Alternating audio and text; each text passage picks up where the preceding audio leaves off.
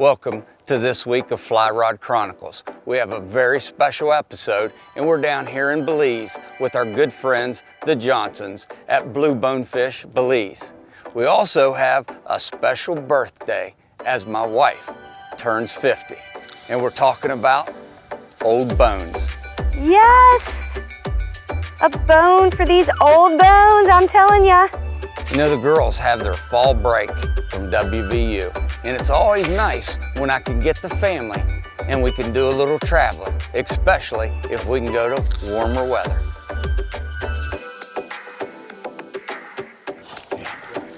Stick around, this is gonna be a heck of a show.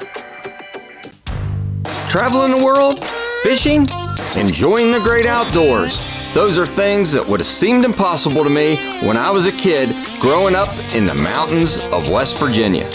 I'm a lucky man and I never want to forget it, and I'm hoping that sharing my experiences with folks will inspire them to do the same. I'm Curtis Fleming and these are my Fly Rod Chronicles.